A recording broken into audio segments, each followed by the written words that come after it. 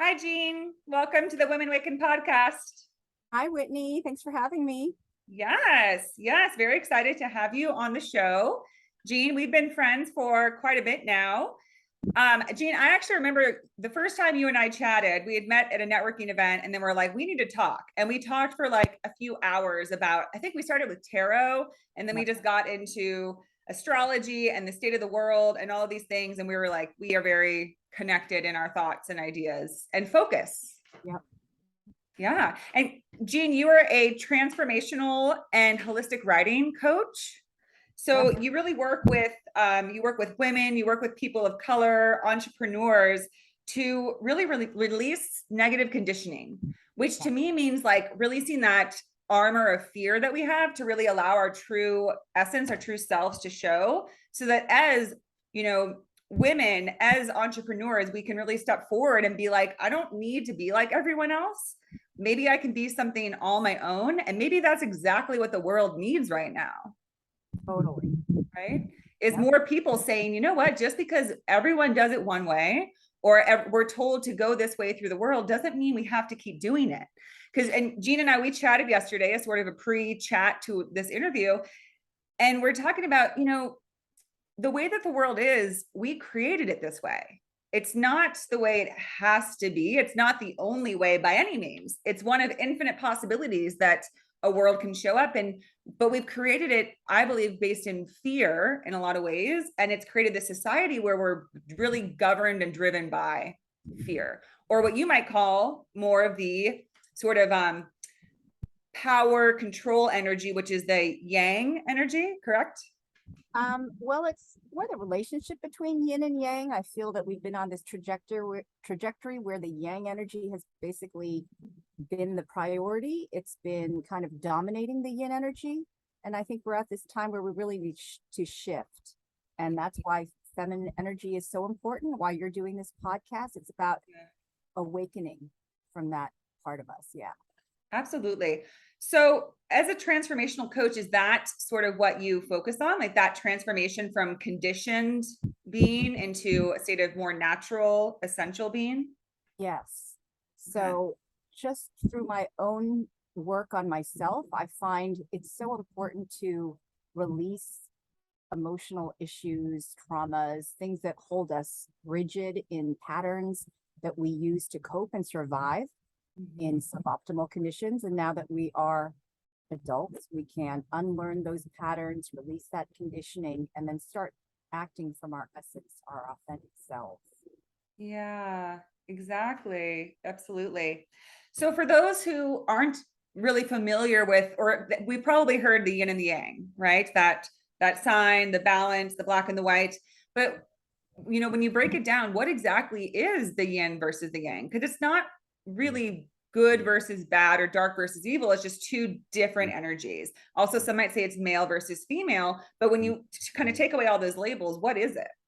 How would you describe each? Yeah, well, it's the mystery of the universe. There is light and dark, there is active and receptive. It is just polarity, duality. I am going by this Taoist model of how the world started off as undifferentiated yin energy, and because it wanted to experience the ecstasy of dividing and reintegrating, it split into yin and yang. And I think the whole fall metaphor of the Garden of Eden and tasting the fruit of the tree of knowledge of good and evil, like that is basically what happened on some level somewhere in the universe. And we've been on that trajectory of the yang energy basically sweeping across the globe and dominating. And I feel like that's the essence of colonization and, maybe that Western impulse. It was concentrated in the West. And Yes. now we're at a point where that overdeveloped yang energy, which is, I think, most strongly expressed in the US, is not sustainable. And we need to surrender, like same as the addict. Collectively, we've been addicted to this way of being that has just been programmed into us, and it comes from the ego and fear. But we can surrender and integrate on a new level, bringing forth our essence. So that's what I believe. Yeah, absolutely. And I think, really, it truly is pervasive throughout history.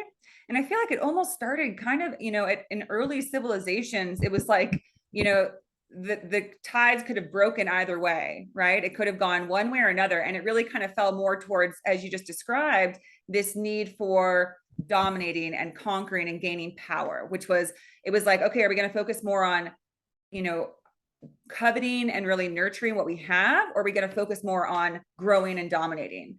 And that's the way that we went this way of, no, you can't just sit and hold sacred who we are, what we have. I mean, obviously our ancestors, Native Americans, older civilizations did recognize that, right? They were more in that energy of the sanctity and sacredness of life. But as we became species who wanted to grow and develop, and we saw this we created this dichotomy, which, as you said, that's why we're in the world that we're in, is that we sort of split from this wholeness because we wanted to experience ourselves, right? Yeah. I almost accept it as inevitable, actually. Yeah. Perhaps that was the way the energy had to go down, and that's how we all got interconnected, and now we have more choice. Yeah, which is a great thing. We'll always have choice, right? But I think that's why I do what I do. That's why I believe in this podcast and having these conversations, because guess what? We have a choice right now.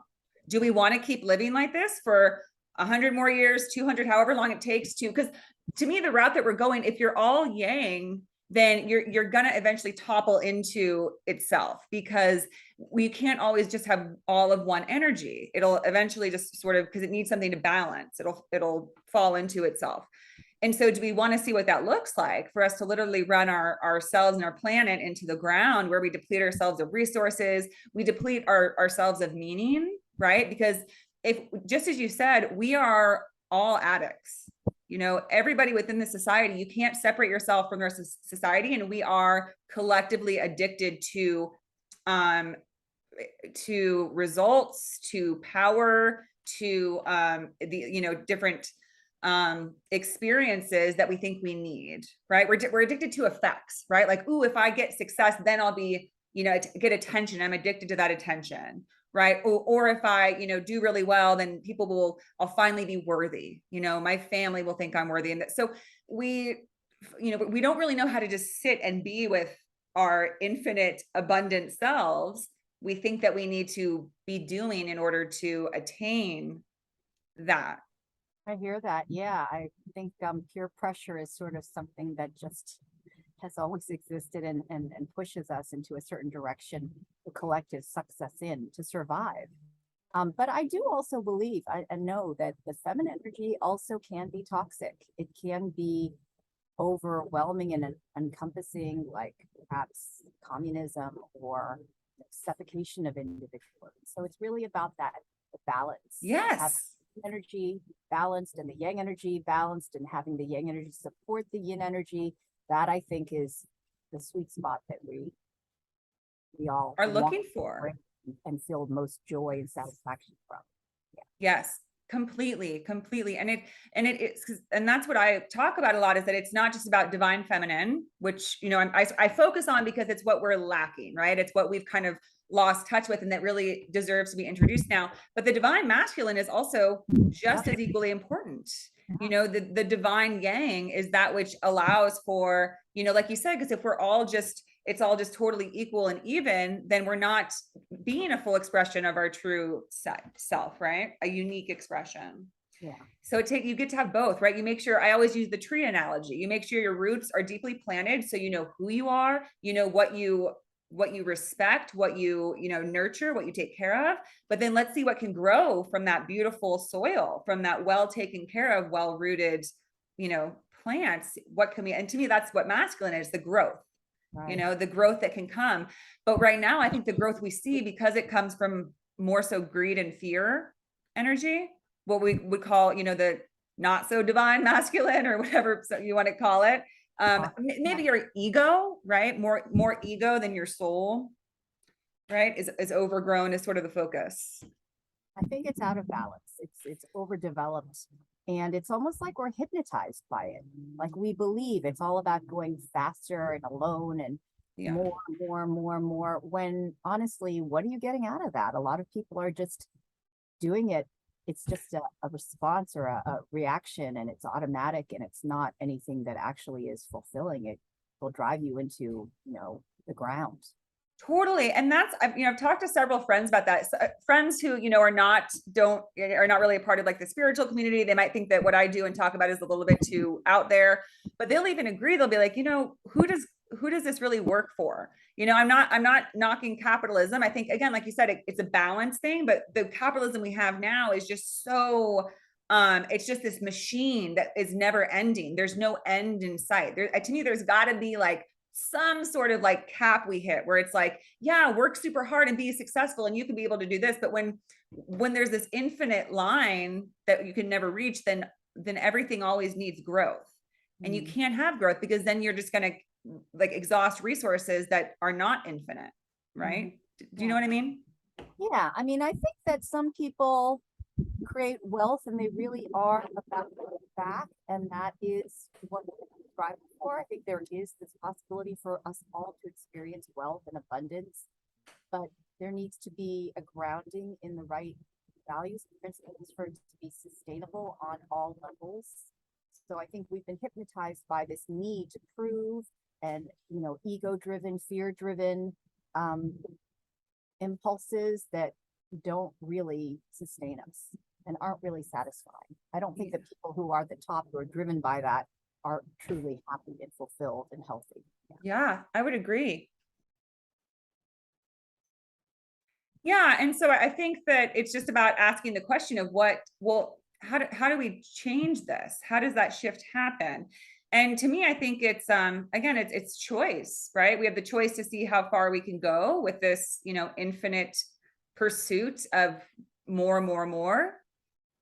And I think the problem is that, I don't know. I mean, when you try to talk to people right now about this sort of nature of like, hey, this isn't sustainable, people will say like, you're just like a hippie, you're one of those like do-gooders, and it's like, well, no, I'm actually just a realist that like, this is not one, it's not sustainable. Also, as you said, it's not working for anyone. Like no one's really happy. Even the richest of the rich, you can't get that far without, losing a bit of your own touch with yourself in life. There's so I'll just be very curious to see how the next few decades pan out, because right now the forces that, really control a lot of, big corporations and government, they're not looking at slowing down. They're not considering this. And I'm a big proponent of the concept that it's not about destroying what is, but rather building something new. Yep. Focus your energies on that. And I think that, as we build something new and people gravitate more towards that, you don't have to dismantle what was, because what was will begin to fall away when nobody supports it any longer. I think so. Yeah. I mean, I think creativity is what's needed, and creativity can create out of, whatever is. Yes. Yeah. So Jean, you have a really unique and interesting background. You're Korean, but you grew up in several different places and have been to many, many different countries and continents in the world. And so you have a really, vast concept of different, cultures and societies. And your point of view is interesting because different places in the world embody different mentalities, and they're not all like the US or other, really progressive, successful, powerful countries. Mm-hmm. So could you share with us a little bit about like sort of your journey as, Sure. Well, my parents were raised in Korea and went to school there, and they immigrated right before I was born with my older sister. And then I have a younger sister who was born a couple years later. And I was actually born and raised in Ohio, pretty much. And that was the 70s and 80s when I was growing up. And, I was usually the only Asian kid in my class, and definitely felt the impact of, being a minority. Mm-hmm. And I also had some issues, like I was born and my grandmother was, interrupted the bonding between my mother and me. And then she left when I was 2, and my mother really didn't bond with me. My younger sister was born at that time. So I grew up with this, wall of like shame. Like my mother doesn't love me. She loves my sisters but not me. Like I didn't know what had happened. And my parents were very, typical immigrants, really striving for security. And there wasn't a lot of time for emotions. And they didn't have the ability to, because they grew up in pre-industrialized Korea and they were not sufficiently nurtured. They had their own traumas and issues. So that was what I grew up in. But, I also was very good at succeeding and people pleasing. That was how I got attention, was through achievement. And it ended up getting me into, a private boarding school for high school and then Yale. I graduated with honors and I was popular and I had a lot of outer success. But when I graduated, I like dove into this relationship and I moved to New York and I was working in publishing and doing this sort of New York corporate thing. Sort of corporate, was nonprofit, but yeah, and it was a time of a lot of emotional upheaval where basically my childhood was over and all of this stuff was just exploding, especially in this relationship that I was in that felt a little bit like my relationship with my mother.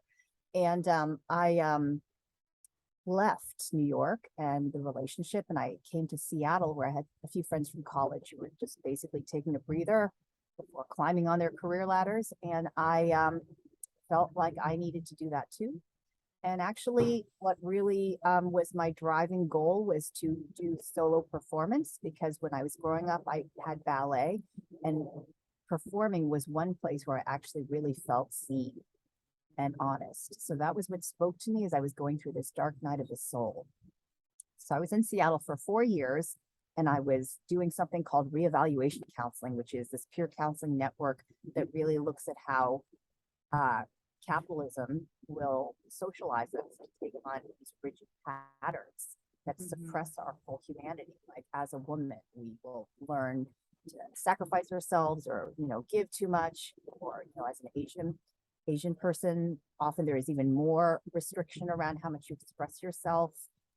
Men are conditioned in a certain way. People like who are raised wealthy, owning class, are also very, very harshly, conditioned in some ways to be very isolated and unable to connect with other groups.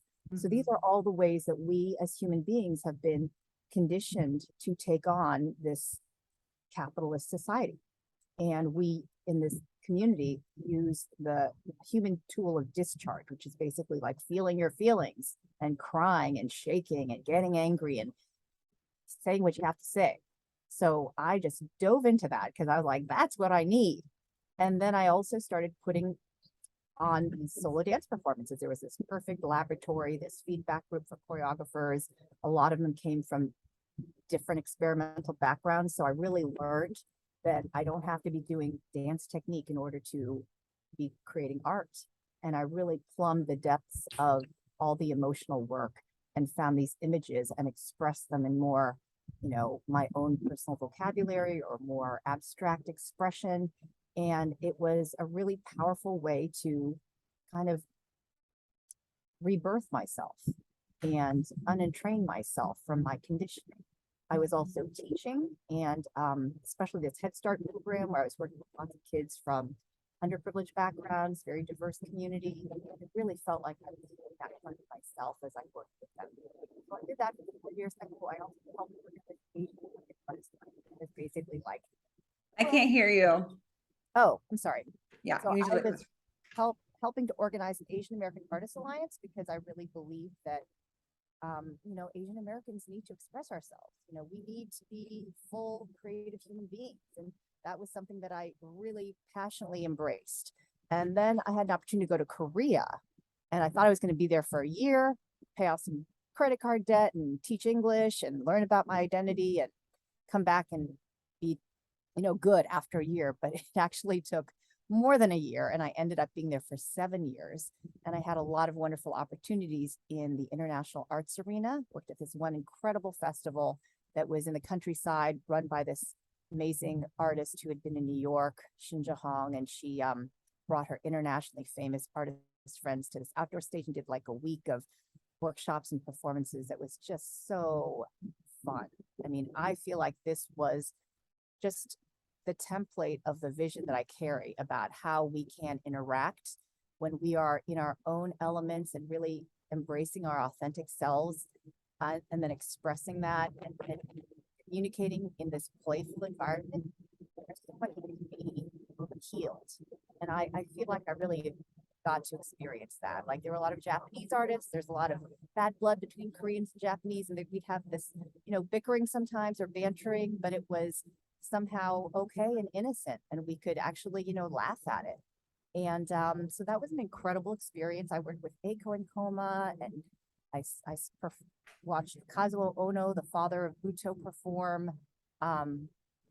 Yeah, Utsumi Nobuhiko, who's a visual artist from Japan. He was a really amazing person that I met.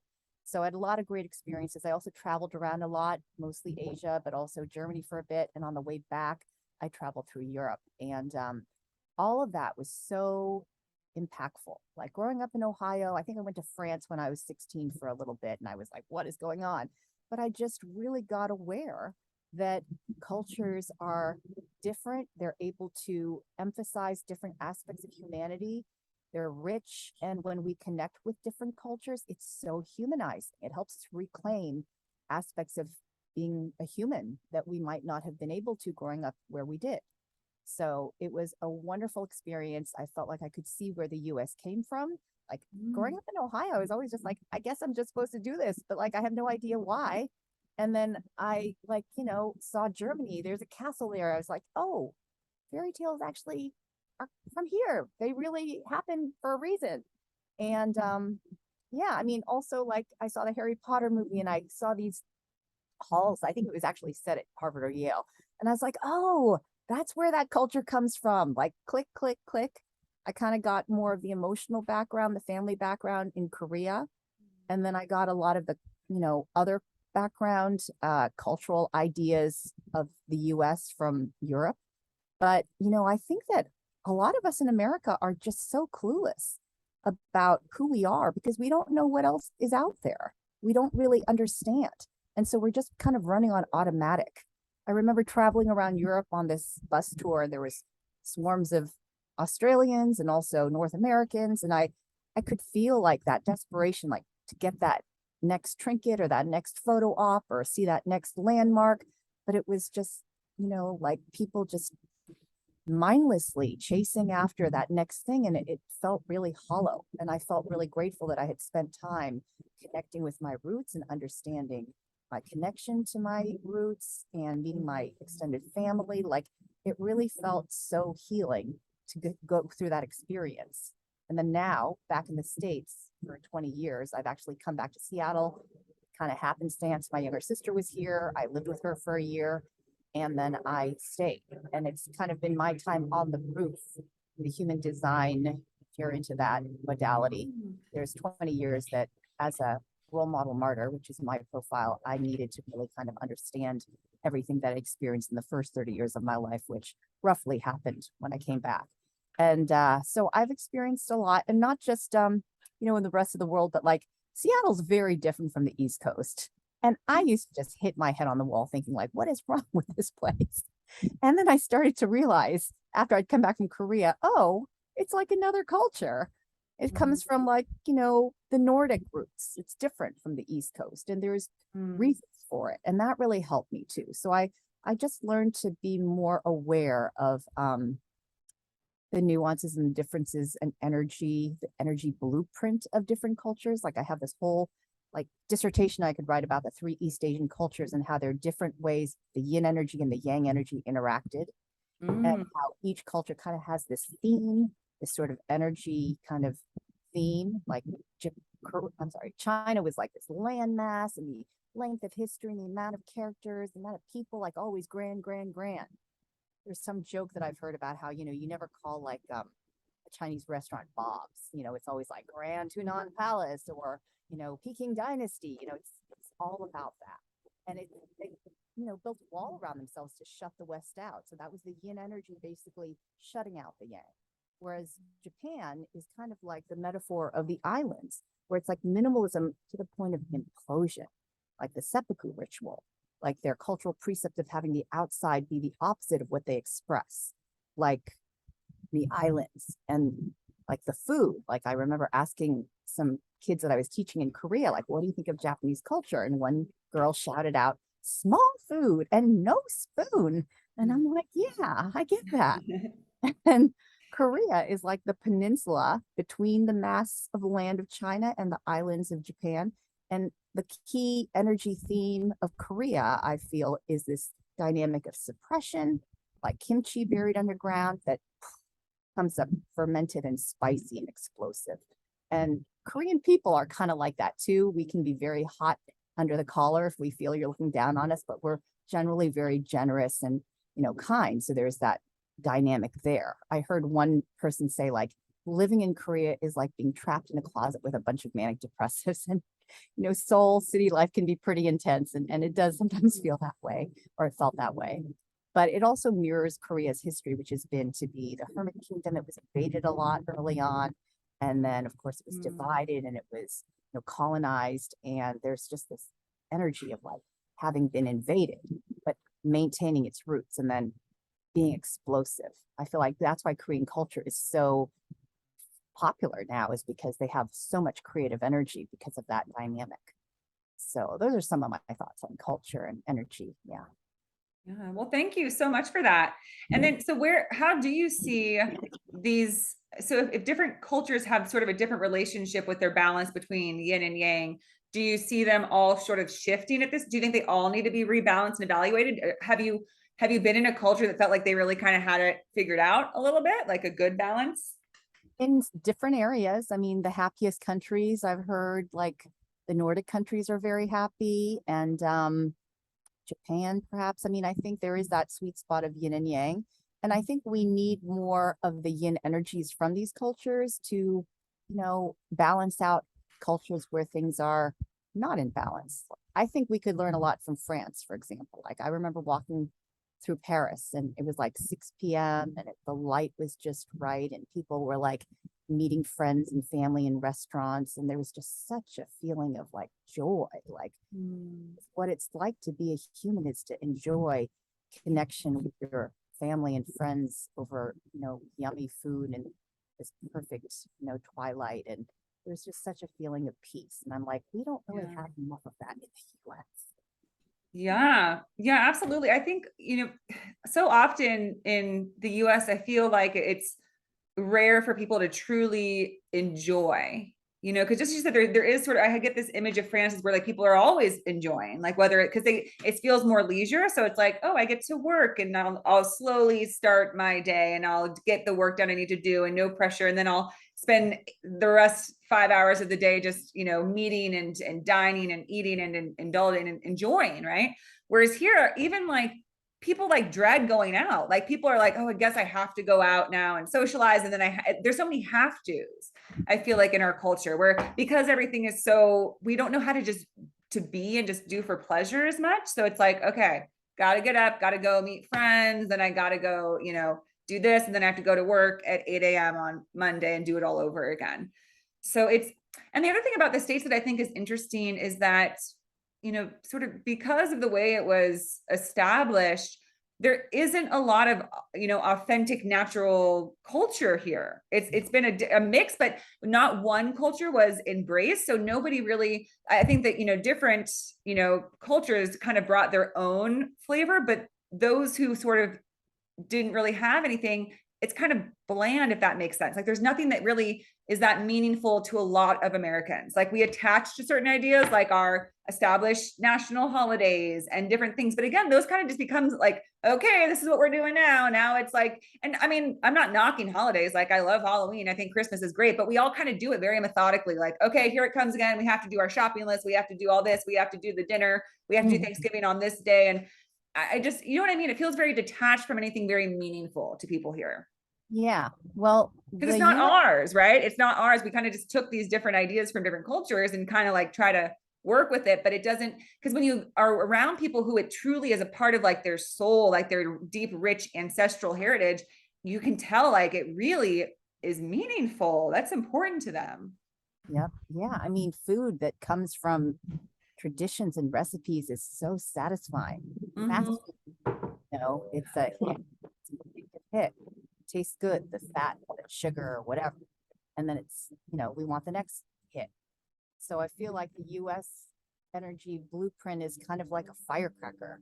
And it's interesting, the origins. It's like the rebels from England came here to basically like explode because they were so suppressed over there, but they took over everything else. And then we're still on that, energy trajectory. Maybe we need to like sort ourselves out and get still and make amends, That's a huge thing. That's another thing that I talked to somebody on the show once about sort of the analogy of, the micro versus the macro. So like one individual isn't that different from like a whole culture, a whole society.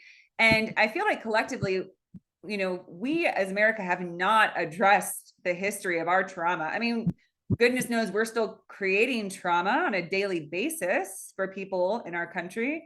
But the blood that's been shed and the things that we've done, we have not acknowledged it.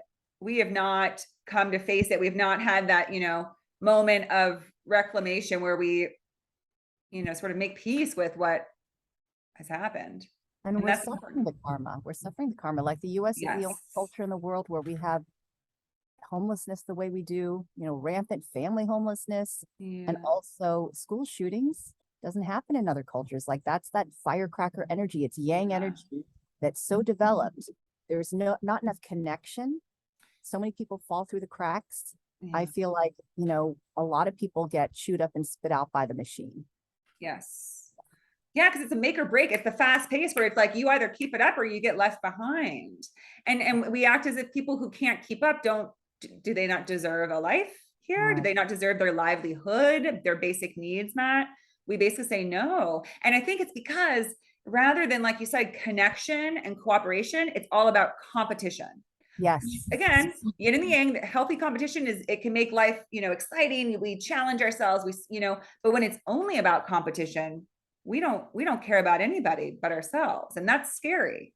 It's an overemphasis on individualism to the point that we're isolated and depressed and have disease, and the allopathic model of like shooting off all the germs and all the enemies isn't actually working. A lot of diseases are not curable by the allopathic model, and they turn to acupuncture. I know an actual Qigong master who was part of a US congressional hearing because he had just, he had ways to solve these diseases that the US had marked uncurable.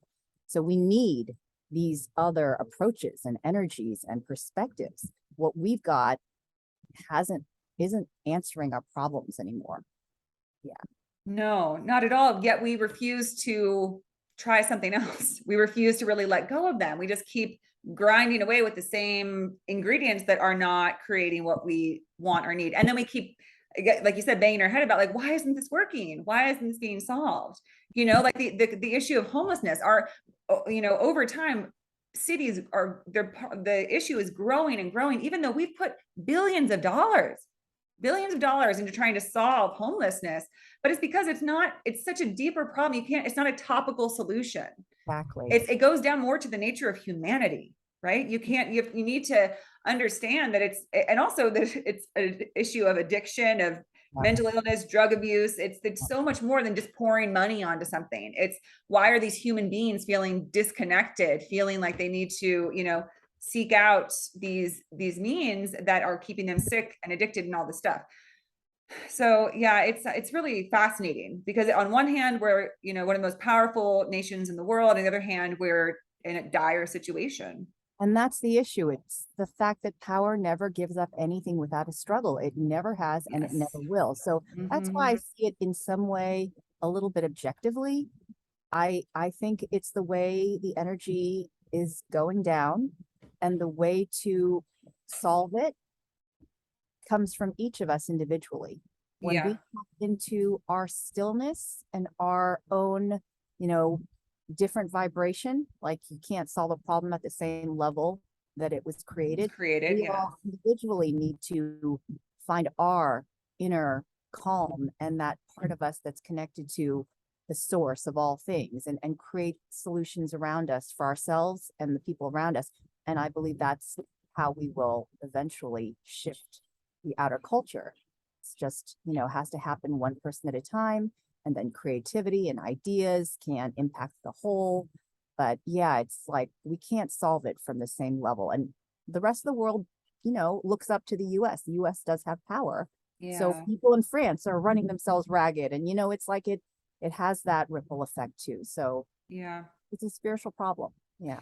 It is. It is. And also what you said is a huge thing. And it's in our country, but it's really our whole world, which is that power does not want to let go of power. It And doesn't. what that makes me uncomfortable, because when we have national leaders or anybody talking about solutions, these are not people who are willing to compromise certain things, right? Which is giving up any power. So it's like, how can we, because equaling and balancing is going to require some people to let go of some amount of power that they have, It but needs. nobody wants to do that. Yeah. What's that? I think the power will be taken from them at a certain point. Just the level of light that rises is going to topple the darkness. I think it happens in this organic way. Mm-hmm. Yeah. So how can people be a part of that? How can they be a part of, because you said it's the individual, and it is. It has to start with us. Yes, well, it's transformation. So it's connecting with your authentic self through whatever practices work. For me, chanting the past 3 years has really transformed my life. Mm-hmm. When I chant, I feel this chant, which is Nam Myoho Renge Kyo out of the Soka Gakkai community.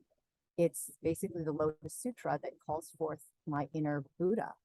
And I feel it. I feel like this vagus nerve action, and maybe it's doing something in my brain, because I feel like I start shifting out of the ego mindset, and I start feeling connected to the universe, the universal energy. And then I get up and I start doing things that I've been procrastinating on, like my own desire to express the true self starts just coming through.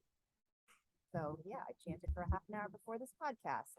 Too bad it wasn't an hour, because an hour will really make it even more huge difference. That I was a little short on time. So anyway, yeah, I think that maybe that's chanting. Can you get a little closer to the mic? It's hard to hear you. Sorry. Chanting for me also, creativity, creative practices, nature, service, being part of communities, and really doing things for the greater good.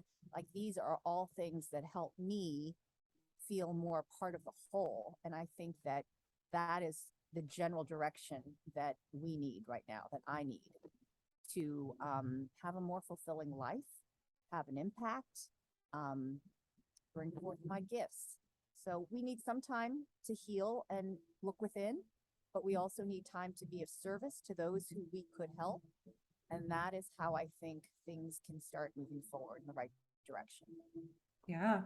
Now, what kind of chanting do you do? If people want to, and why does chanting help? What is it about it? Is it sort of that rhythmic sound? Like, it's sort of the, like almost sound healing, where you're just a continuous sound motion that you're making that kind of helps to, like you said, there's, when you kind of disconnect from the ego, it's because you're kind of getting more connected with yourself and something else other than yourself, right? Yes. I mean, I think that I listened to a lecture several years ago that talked about how the brain hasn't been on our screen of consciousness. We've thought of it as part of our identity for so long, which fits with this whole idea of the yang trajectory. Like, we think that we are our identities, our brains, but it's actually an organ that can be healed like any other part of the body. The body, the brain is part of the body. And when we actually treat it systematically through things like sound healing or neuroscience or EMDR or tapping, like these things that actually impact the brain as an organ, then we can get out of the frozen states that often are, our modern condition, addiction and fear and being driven, workaholism, and we can start being more in our bodies, embodied and grounded, connected to our spirit, guided by our intuition, able to connect, be intimate, be open. Like, I think these are the types of directions that would be balancing right now in our culture.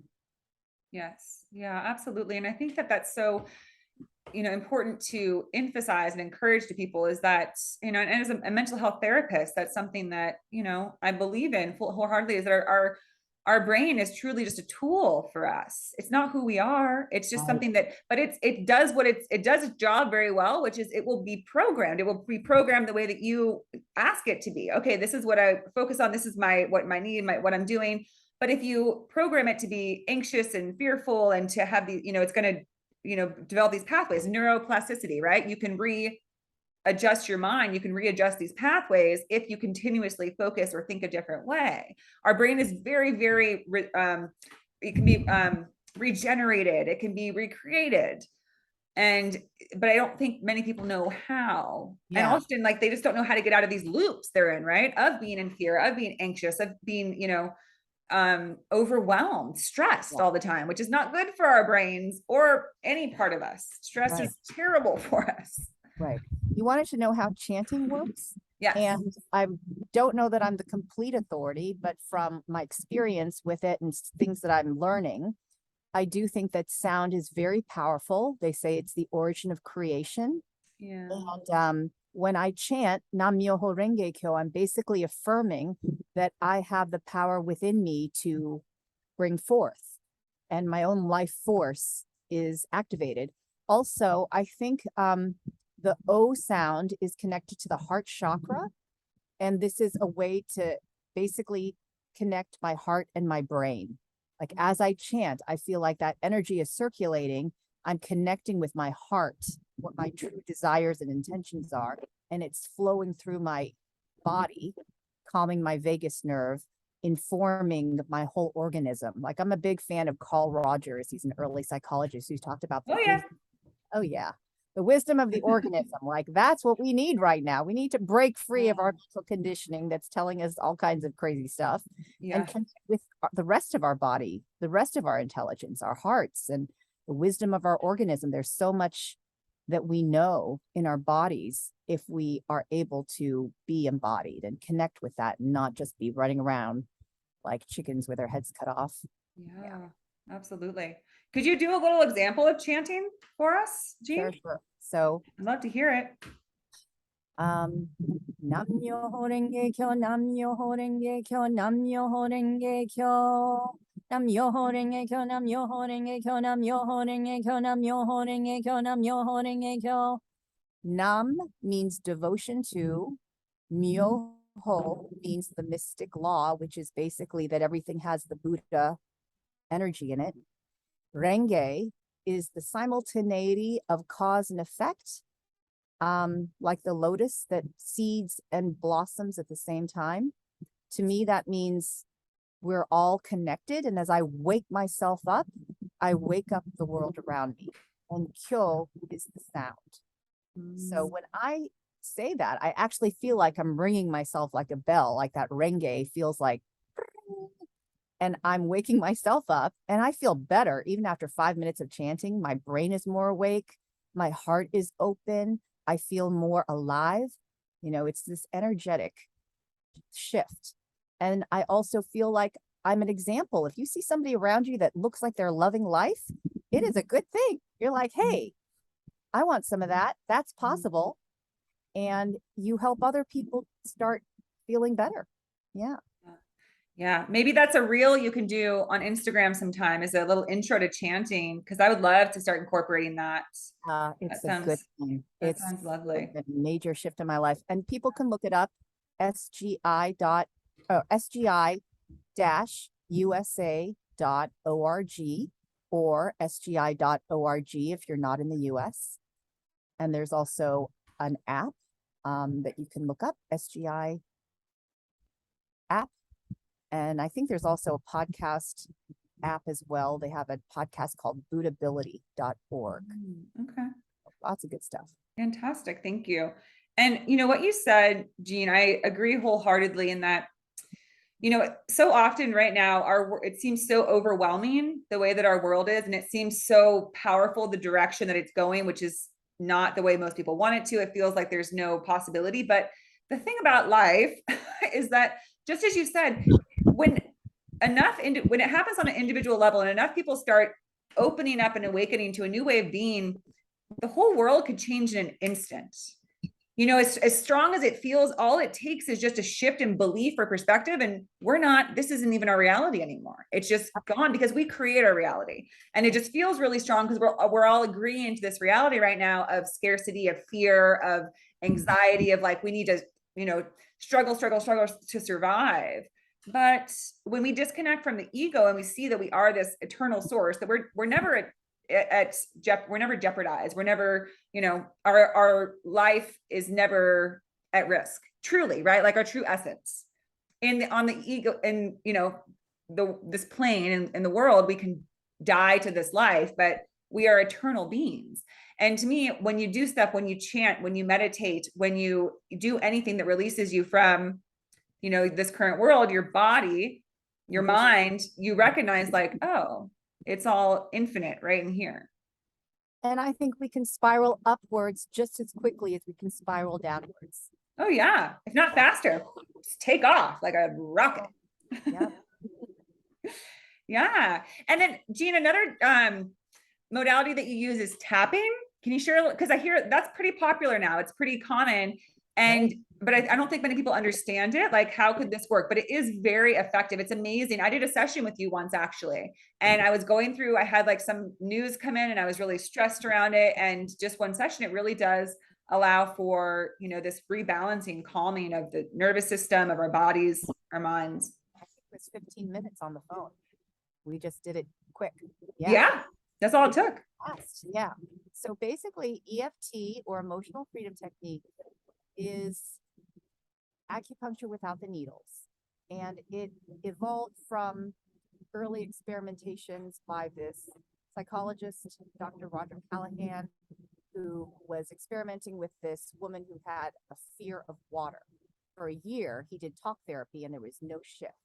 And then he was playing around with acupuncture points, and he had her tap, or he tapped on her, you know, one meridian, stomach meridian, and there was a shift, and she was no longer afraid of water. So he would create all these different algorithms for all these different issues, and then this Stanford educated engineer, who is also a performance coach, Gary Craig, created emotional freedom techniques, which is just one engineered, you know, algorithm that will hit all the major meridians and will solve, you know, most issues. So tapping starts by first tapping on either the side of the hand or rubbing the sore spots. And I don't quite understand why this works, but it's to set yourself up to be able to release, deal with any self-sabotage or psychological reversals by setting things up and basically saying, even though I'm feeling nervous about this podcast, I feel it in my belly and it's about a 3, I deeply and completely love and accept myself. And then you do that a few times, and then you start tapping. There's this top meridian, and then the inside of the eyebrow, the outside of the eyebrow, and under the eye, under the nose, in the dip of the chin, in the collarbone points, under the arm about 4 inches, the little ribs, and then I throw in this one, the insides of the 2 wrists. That's 1 round. And that is going to help release any energy blocks that are associated with the thought that you just brought up into your system. And it works. And you can work on any problem and tap out all the different aspects. Like maybe your fear of heights has to do with an experience you had when you were 10. Maybe it also was impacted by something your mother and father said when you were, you know, 4. I don't know. And you tap out all the different aspects of an issue, of a thought field, until you really clear it. And then you have freedom, emotional freedom. Freedom. It's a great word. I love that word. That's the other thing that I associate most with the shift that's happening is freedom. Beings I feel are not so free right now. We're very, because I feel like the yang is more constricting, right? It keeps us kind of locked in these conditions, this conditionality of you only are if, right? You're only of value if this, you're only lovable if this, where the yin is like, so open. But like you know, again, the balance is that you can't be so open that you have disconnect completely and you're just like totally all over the place, but you can't have so much constriction that you're locked in this one small concept of yourself and feel like you can't break out of it. So the balance is like this awareness of, oh my gosh, I can be totally and completely me. And that's a unique, amazing, glorious thing. And each one of us has a brilliant light, a brilliant part to play in this whole expression that is humanity. Amen. Right? It's true. It's when we're fully expressing our essence that we impact the rest of the world, you know, to our utmost. Yeah. You know, the other day I woke up and I'm grateful to hear that Greg Braden talks about this paradigm of competition and moving into this paradigm of cooperation that gives more, you know, words to the basically my same idea. Mm-hmm. And then I think perhaps that helped me kind of gestate on that overnight. And in the morning I woke up, I was like, yeah, it's like we're collectively waking up and acknowledging that we've been in this abusive relationship collectively. Yes. You know, this addictive, toxic, abusive relationship in all of our society. It's just not, it's not healthy. It's not working. It's not conducive to well-being and freedom. We're all locked in these chains. We're hypnotized by it. We believe like this is what the cool people do. This is what we got to do. That's all there is. And then as we slowly, you know, like break free of this abusive relationship and get back to ourselves and nurture ourselves, we can let go and we can shine a light and we create, you know, support around ourselves. It sustains us. And we start doing that and showing other people that it's possible. And other people are like, what has she got that I don't have? I need some of that, you know, like letting go of some of their conditioning and their patterning and finding out more.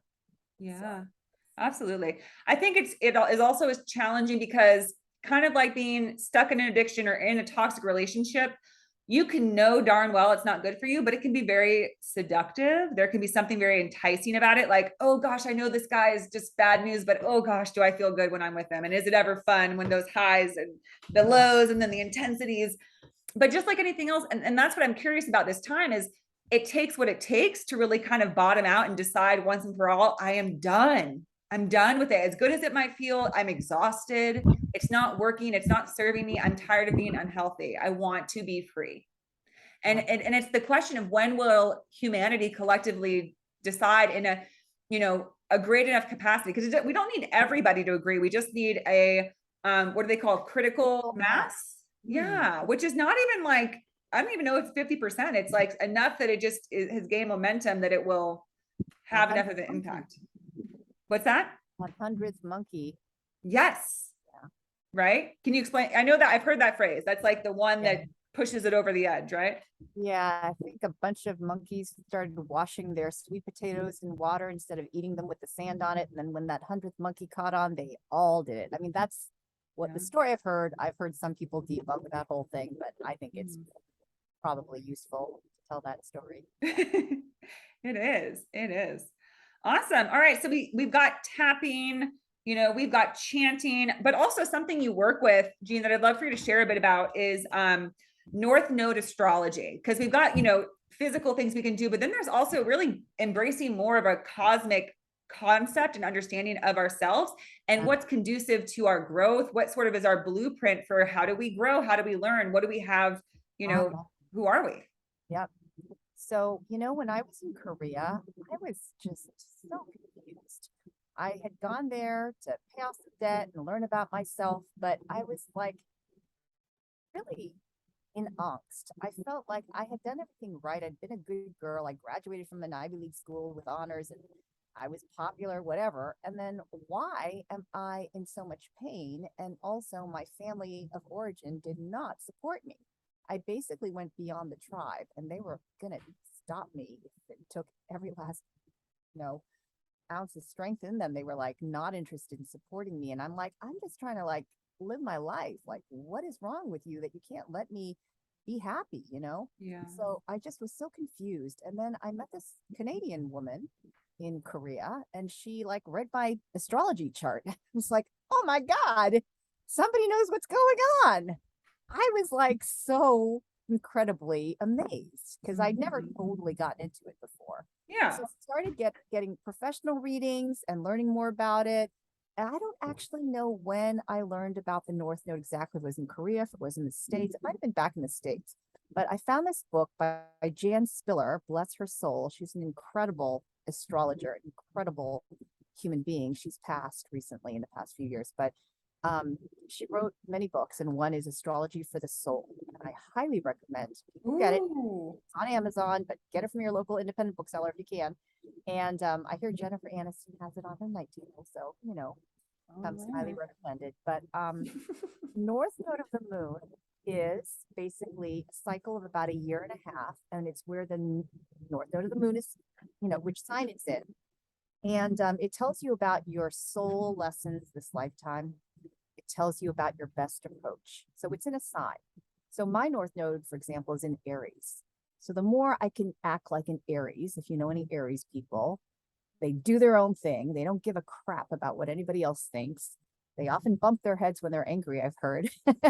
And they're just, here I am. They're like the baby of the zodiac, The And the more baby. I always see them as like sort of like the emperor, like this fiery, because they're a fire that's sign too. They're like a leader. They're like, the tarot, I will do this.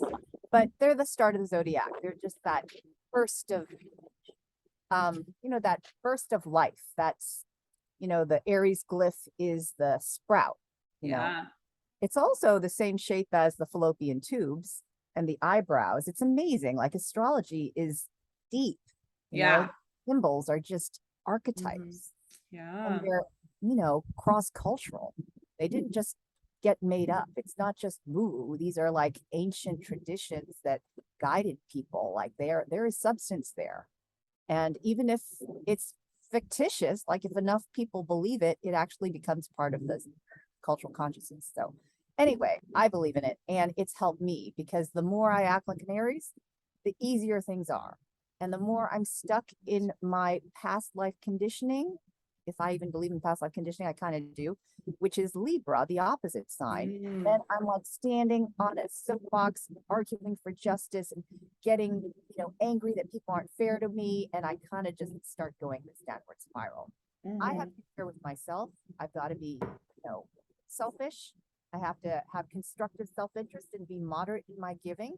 And these are against the way I kind of, automatically go sometimes when I'm stressed. I'll kind of go in this old pattern that doesn't work. So I have learned that is such a key to my success is just follow my impulses. Don't worry what other people think. Be independent, be courageous, just get myself out there. And when I do attract the right people and opportunities and things start to just feel good. And then Mm. there are other people who have the opposite North Node, like my mother has a North Node in Libra.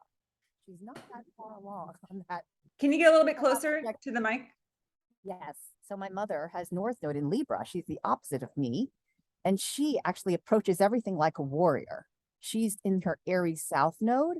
And she still thinks she's in her past lifetimes on the battlefield. And she's like, got to protect her interests and like, who are you? And why don't you do it like me? And it's all about me. So she actually needs to learn how to give without expecting anything in return. And when she does, she's such a powerful warrior. She really helps people and then they flow back to her.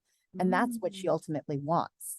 So it's really amazing information that you're not necessarily going to know.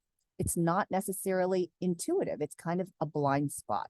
And when you learn about it, you may have done it, incidentally here and there and found things worked and maybe you've gone with it. You've really developed that way. But there are also people who really are stuck in a South Node pattern. Yeah. And find themselves really frustrated and angry and unable to move forward. They don't know why.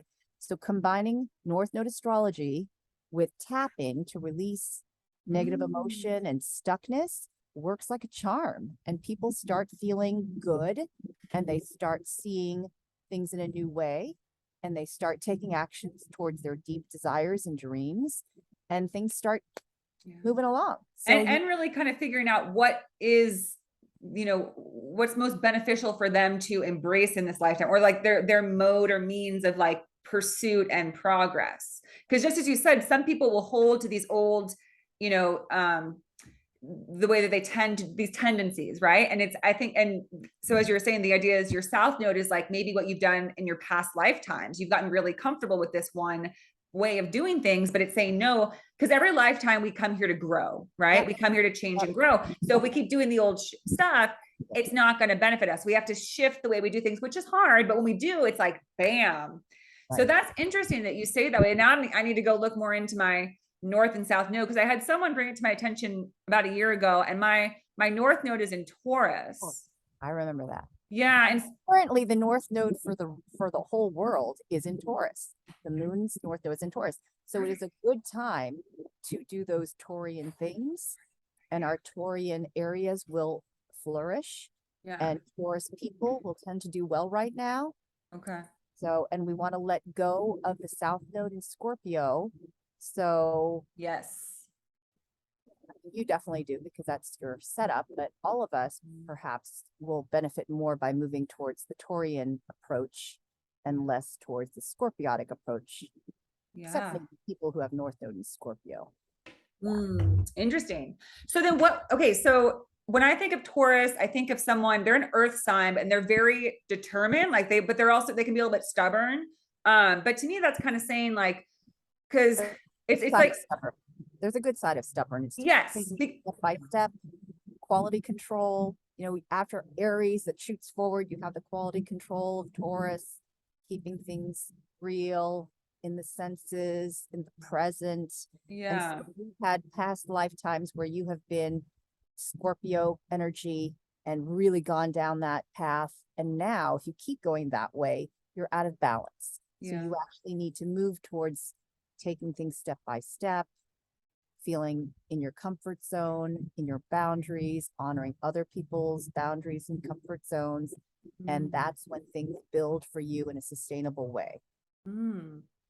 Very interesting. And then, so since it's collective right now, what if people are trying to move away from like Scorpio, what would that be? Because when I think of Scorpio, I think of more like reclusive, like a little bit sort of in like the shadowy parts. I don't know. What do you? You know, you should talk to an astrologer, because I really focus on the north node for the individual. I'm not an astrologer. I'm not somebody who really understands all of the ins and outs of transits and everything.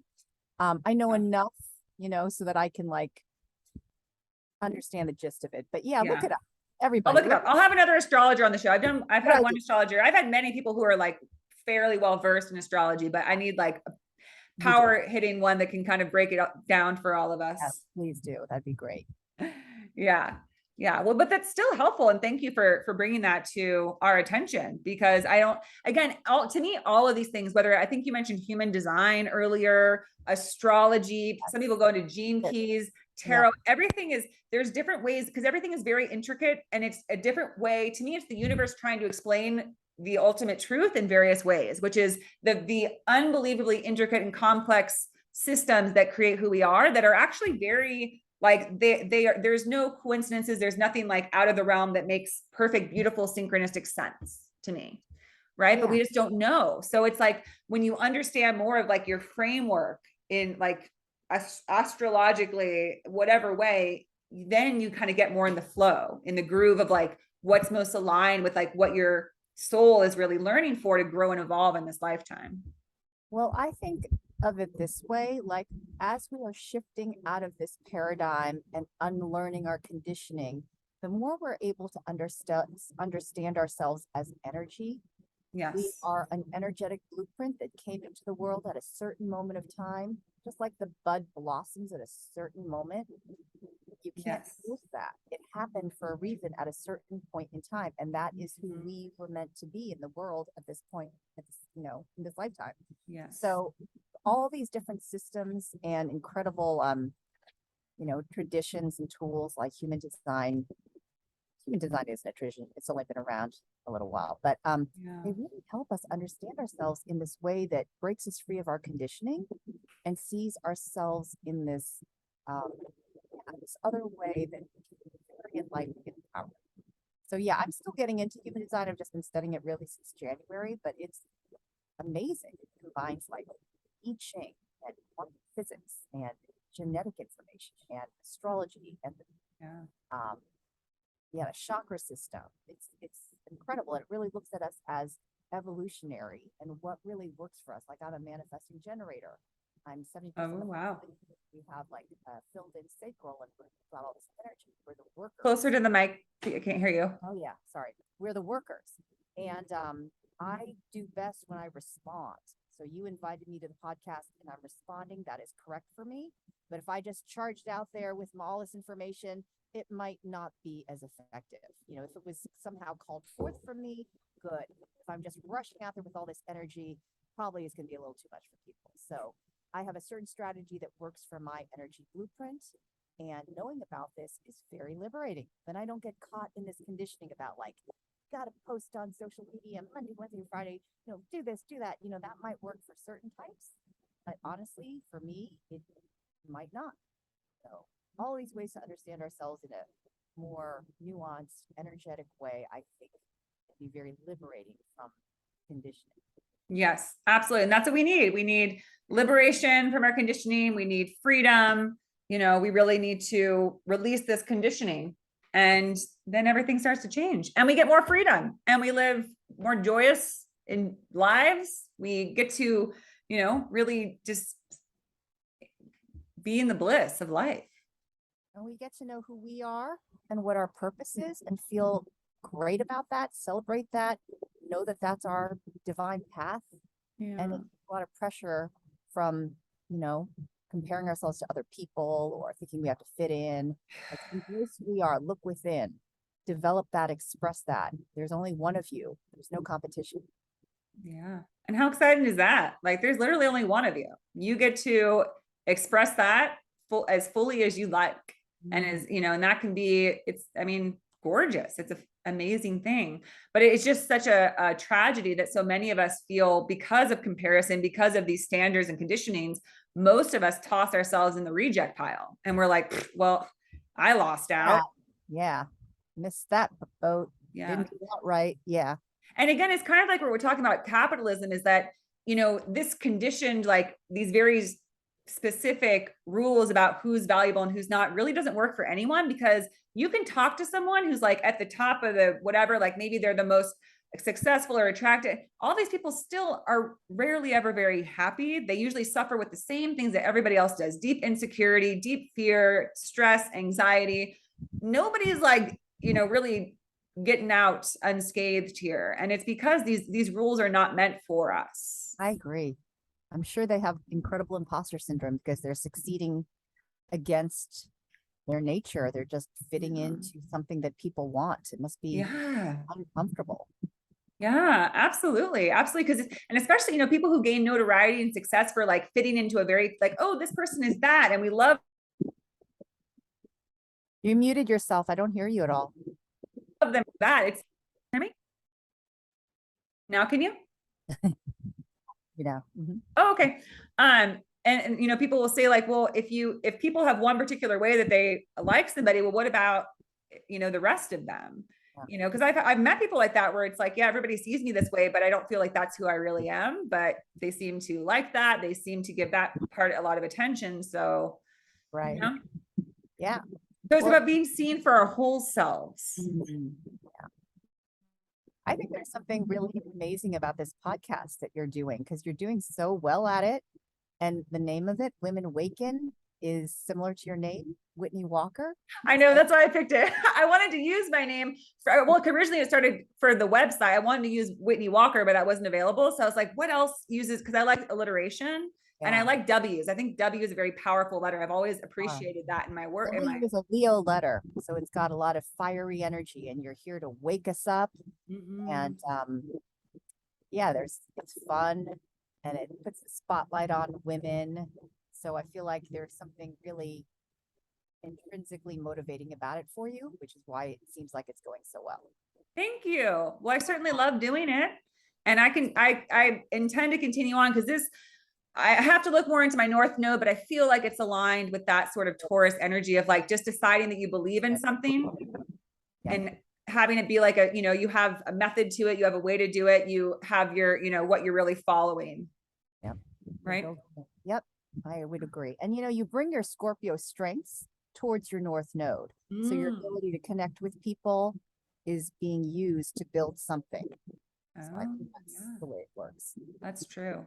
Well, thank you, Jean. I appreciate you giving kudos to the show. I really do love it. And at this point, and I think you probably agree, Jean, I think we come into this work because those of us who have the calling, once you get it, you can't really let go or do anything else. And I've really decided that like, this is how I will spend the rest of my life. I am a generator in human design. I've looked the rest of my chart, but not in depth. But I just have this desire to really churn and really get conversation, dialogue, get these things going in this realm of like, we can live in a different way. We can do it. And that's I don't know how to create much, but I know how I am good at generating conversation and talk and energy around how can we change. So I'm gonna keep doing it. Yeah. And I think it's also very Taurian to be building this women's kind of leadership instead of maybe looking at what you don't want and focusing on that. You're just tuning into what you do want and you're building it. Yes. That's Taurian. Yeah. Yeah. And I feel like you're right there with me, building your work and your purpose and helping others to heal and grow and be free. Yep. Cheers to freedom. Yay. And to possibilities. Can you imagine what our world's going to look like when all this stuff starts to change and shift and it's going to be gorgeous. A lot more fun. Yes. Yes, indeed. And I'm excited for that. All right, Jean. Well, thank you so much for being on the show. And also, so we're recording audio, but we do put this up on video. So you use dance. We talked about tapping and what else? And astrology, chanting, but we also how we can use dance as expression, which I love to dance. I've been a dancer my whole life. I definitely use dance as energetic expression and freedom. Would you like to do a little dance for us, for those of us watching on YouTube? Let's do it. Let's do it. So I've got some music that I'm going to set up here and oops, hold on. Sorry. It's Mercury retrograde, y'all. So oh my gosh, it is. Here it begins. Officially all like 6 planets are in retrograde. My goodness. Here we go. Full moon tomorrow.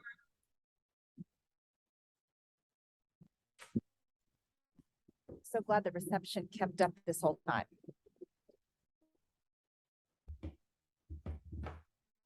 So I'm just going to preface this by saying this is improvisational, and these are the types of dances that I did to really express myself and find my true voice.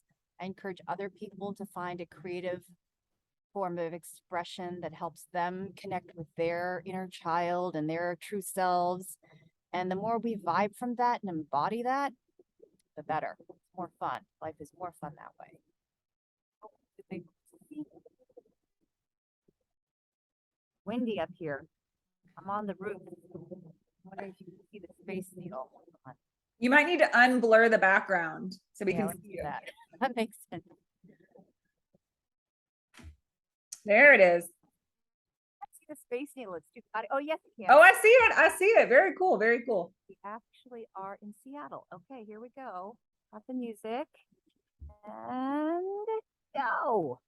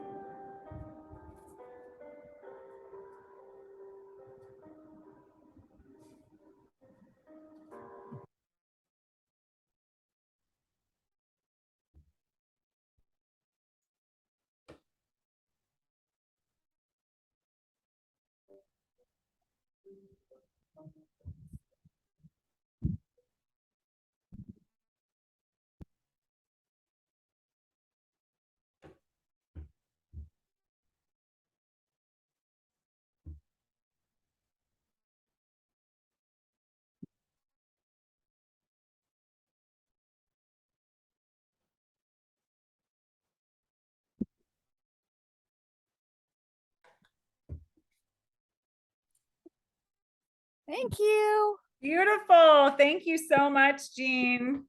That was lovely. This whole talk was lovely. Thank you for being a guest on the show. And if people want to find you, Jean, how can they find you? A website, links, social media? I would say LinkedIn. So Jean Jung, linkedin.com/IN/Jean Jung, or Instagram, Jean Jung 8. Okay. JeanJung8. Beautiful. Well, thank you so much, Jean. Thank you, Whitney. It was a pleasure. Okay. Talk to you soon. Happy full moon in retrogrades. Yes. Be Okay. careful.